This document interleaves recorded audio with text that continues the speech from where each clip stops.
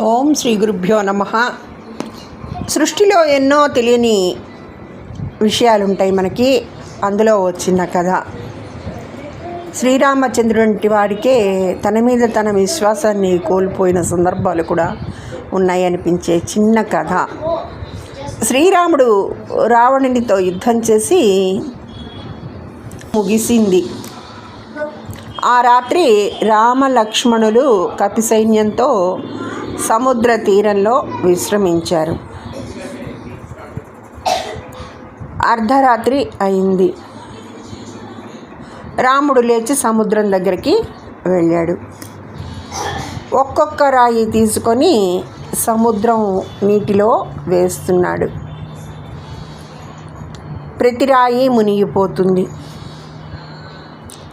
రాముడు లేచి కడలి చెంతకు వెళ్ళడం గమనించిన హనుమంతుడు తాను కూడా రాముని వెంట వెళ్ళాడు.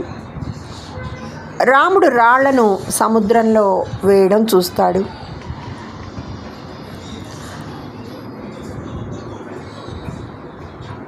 అది గమనించిన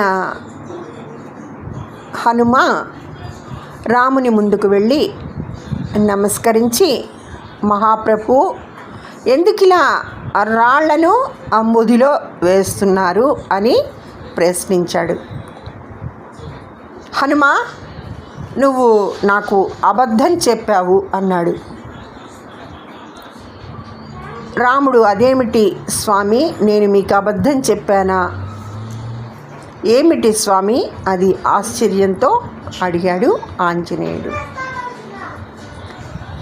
వారధి కట్టేటప్పుడు నా పేరు జపిస్తూ వేశామని, అవన్నీ తేలి వంతెనలాగా ఏర్పడ్డాయని చెప్పావు కదా, మరి అది నిజమేనా అన్నాడు రాముడు.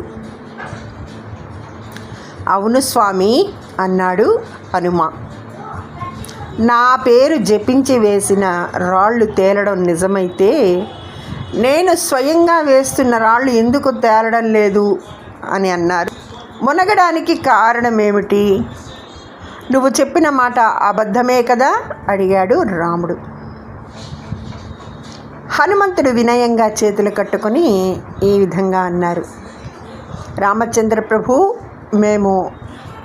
మేము మీ శక్తిని నమ్మాము, మీ మీద నమ్మకంతో వేశాము.